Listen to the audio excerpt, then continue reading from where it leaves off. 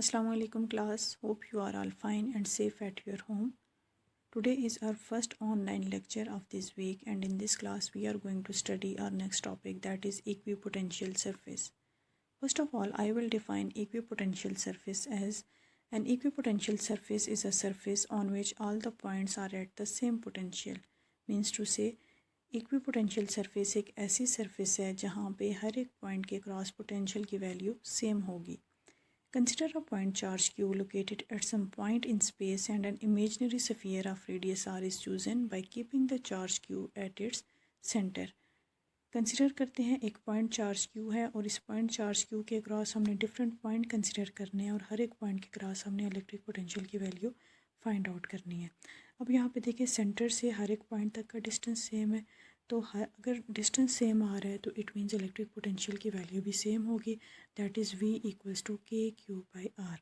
और ये सारे पॉइंट्स मिल के आपके पास एक इक्विपोटेंशियल सरफेस बनाएंगे.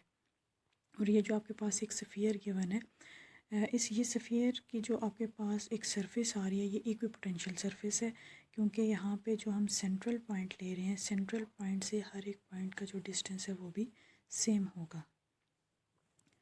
नेक्स्ट पॉइंट है, for a point charge the equipotential surfaces are concentric spherical surfaces.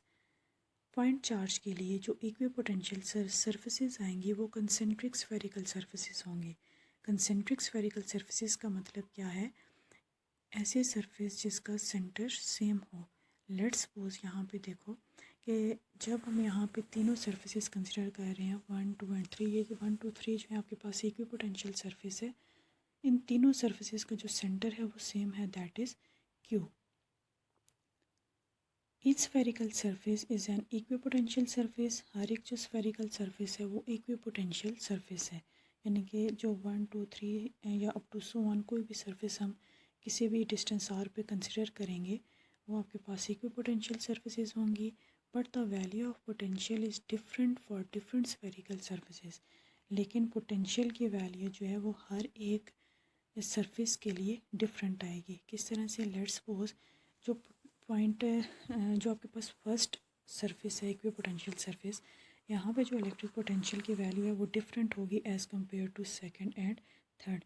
लेकिन जो फर्स्ट के ऊपर जो आपके पास वैल्यू आ रही है फर्स्ट सरफेस के हर एक पॉइंट के ऊपर वैल्यू सेम होगी. लेकिन ये जो फर्स्ट वैल्यू है फर्स्ट सरफेस के ऊपर जो इलेक्ट्रिक पोटेंशियल की वैल्यू होगी वो डिफरेंट होगी as compare to second and third. यानी कि जब हम सेम सरफेस कंसिडर करेंगे तो सेम सरफेस के ऊपर इलेक्ट्रिक पोटेंशियल की वैल्यू सेम होगी. जब हम इसका कंपैरिजन करेंगे किसी दूसरी या तीसरी सरफेस के साथ तो यहाँ पे ये वैल्यूज़ आपके पास डिफरेंट आएंगी. अच्छा, इसी के बेस पे हमने कुछ प्रॉपर्टी स्टडी करनी है. और फर्स्ट प्रॉपर्टी आपके पास है, electric field is always perpendicular to an equipotential surface. Electric field जो है वो परपेंडिकुलर होती है इक्विपोटेंशियल सरफेस के. अब यहाँ पे फिगर के अंदर देखें क्यू चार्ज है और क्यू चार्ज की जो फील्ड है वो हमने रेड लाइन से शो की हुई है. और जहाँ पे ये इक्विपोटेंशियल सरफेस को कट कर रही है फील्ड लाइंस, तो इट मीन्स कि यहाँ पे 90 का एंगल बन रहा है. तो इक्विपोटेंशियल सरफेस और जो इलेक्ट्रिक फील्ड लाइंस हैं ये आपस में हमेशा परपेंडिकुलर होंगी.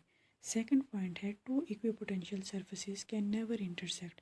दो जो सरफेसेस होंगी वो कभी भी इंटरसेक्ट नहीं करेंगी.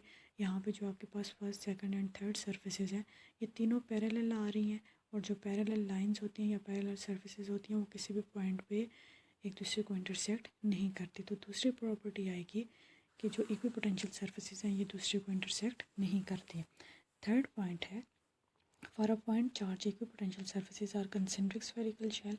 ये अभी हमने डिस्कस किया कि पॉइंट चार्ज के लिए जो इक्विपोटेंशियल सरफेसेस होती हैं वो कंसेंट्रिक स्फेरिकल शेल्स हैं, यानी कि इनका जो सेंटर होगा वो सेम होगा. और यहाँ पे हम डिफरेंट डिस्टेंसेस पे हम डिफरेंट इक्विपोटेंशियल सरफेसेस को कंसिडर करके हम इसकी वैल्यू फाइंड आउट कर सकते हैं इलेक्ट्रिक पोटेंशियल की. नेक्स्ट है, for a uniform electric field the equipotential surfaces are planes normal to X axis. Uniform electric field के लिए जो इलेक्ट्रिक पोटेंशियल जो इक्विपोटेंशियल सरफेसेस होंगे वो एक्स एक्सिस के नॉर्मल होंगे. किस तरह से? लेट्स सपोज यहाँ पे देखेंगे जो रेड लाइन है, रेड लाइन फील्ड की डायरेक्शन को शो कर रही है और ये जो आपके पास प्लेन्स हैं ये आपके पास इक्विपोटेंशियल सरफेसेस हैं. अब यहाँ पे जो इलेक्ट्रिक फील्ड है, इलेक्ट्रिक फील्ड की वैल्यू अगर हम यहाँ पे किसी भी पॉइंट के अक्रॉस फाइंड आउट करें तो ये जितने भी पॉइंट्स आपके पास, एक कलेक्शन ऑफ पॉइंट्स बनेगा या जो आपके पास सेट ऑफ प्लेन्स हैं, ये नॉर्मल होंगे टू इलेक्ट्रिक फील्ड ए। यहाँ पे भी अभी हमने जो भी पॉइंट डिस्कस किया था कि इलेक्ट्रिक फील्ड और इक्विपोटेंशियल सरफेसेस आपस में परपेंडिकुलर हैं, तो यहाँ पे भी वही बात बताई जा रही है कि जो यूनिफॉर्म इलेक्ट्रिक फील्ड होती है, यूनिफॉर्म इलेक्ट्रिक फील्ड के लिए भी जो इक्विपोटेंशियल सरफेसेस होंगी वो एक सेट ऑफ प्लेन्स बनाएंगी जो कि इलेक्ट्रिक फील्ड के नॉर्मल होंगी। नेक्स्ट पॉइंट है, direction of equipotential surface is directed from high potential to low potential. Equipotential surface में जो पोटेंशियल होती है उसकी डायरेक्शन शो की जाती है from higher potential towards low potential. यहाँ पे इस फिगर के अंदर देखें, यहाँ पे जो फर्स्ट सरफेस हम कंसिडर कर रहे हैं, फर्स्ट पोटेंशियल जो फर्स्ट सरफेस है यहाँ पे इलेक्ट्रिक पोटेंशियल हाई है as compare to second and third. अच्छा, जितना ज़्यादा सरफेस हम इस चार्ज के करीब या इसके नियर कंसिडर करेंगे ना, उतना ज़्यादा पोटेंशियल हाई होगा। अब जिस तरह से फर्स्ट पे पोटेंशियल हाई है as compare to second and third, तो यहाँ पे जो इलेक्ट्रिक पोटेंशियल है वो किस तरह से डायरेक्ट होगा from high potential towards lower potential. Next है work done in equipotential surface. Equipotential surface के ऊपर जो वर्क डन की वैल्यू आएगी वो ज़ीरो की इक्वल होगी। लेट्स सपोज अगर हम किसी सेम इक्विपोटेंशियल सरफेस के ऊपर किसी भी क्यू नॉट चार्ज को डिस्प्लेस करवा रहे हैं from point A towards point B, तो तब वर्क डन ज़ीरो होगा। As we know that electric potential is delta V equals to work done per unit charge, और वर्क डन जब find out करेंगे तो डब्ल्यू आएगा equals to Q not into delta V. So delta V equals to V A minus V B. अब equipotential surface consider कर रहे हैं तो पोटेंशियल की वैल्यू सेम है। जब पोटेंशियल सेम होगा तो वर्क डन की वैल्यू ज़ीरो होगी।